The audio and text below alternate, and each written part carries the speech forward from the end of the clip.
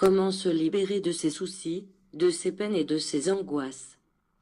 Commençons par lire Matthieu chapitre 11 verset 25. En ce temps-là, Jésus prit la parole et dit, « Je te loue, Père, Seigneur du ciel et de la terre, de ce que tu as caché ces choses aux sages et aux intelligents et de ce que tu les as révélées aux enfants. » Verset 26. Oui, Père, je te loue de ce que tel a été ton bienveillant dessein. Verset 27.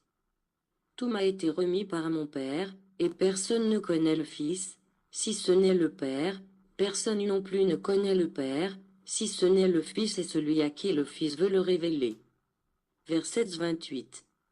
Venez à moi, vous tous qui êtes fatigués et chargés, et je vous donnerai du repos. Verset 29.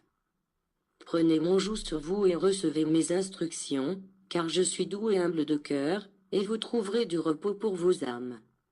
Verset 30. Car mon joug est aisé, et mon fardeau léger. Ces paroles de Jésus nous apportent du réconfort, parce que le monde dans lequel nous vivons, loin de nous donner du repos, a tendance à nous entraîner dans un tourbillon d'activités et de circonstances.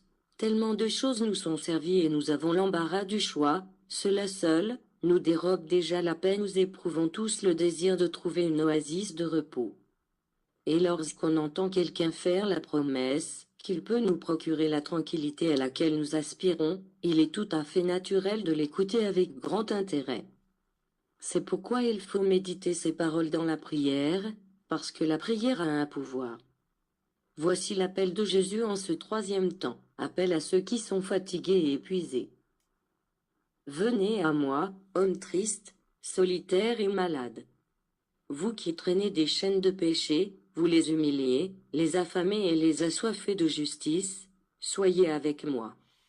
Dans ma présence, bon nombre de vos maux disparaîtront, et vous sentirez s'alléger votre fardeau.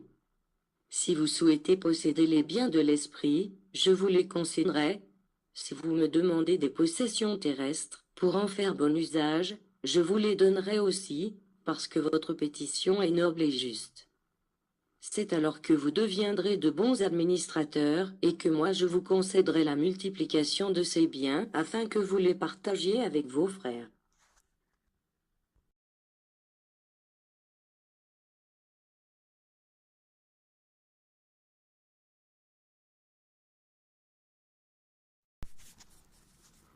Temps du réveil en Christ est une prise de conscience au-dessus de toutes les religions, non que nous soyons absolument meilleurs, mais un réveil selon la volonté de Christ, l'unique Fils du Père, le rayon universel.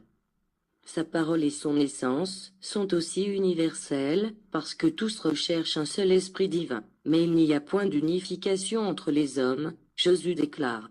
Je ne vois pas la même foi en eux, la même élévation et la même connaissance, et c'est pour cela que je viens comme Saint-Esprit, afin de les unifier en moi, pour les perfectionner au moyen de ma doctrine de vérité, avec ma parole immuable, avec ma loi de justice et d'amour. L'aveuglement de la pensée, le manque de foi, l'ignorance de la vérité constituent des ténèbres pour l'esprit, à cause desquelles l'humanité, aujourd'hui, se retrouve perdue. Combien se sont multipliés les hommes qui marchent sans savoir où ils vont, et sans d'ailleurs que cela les préoccupe.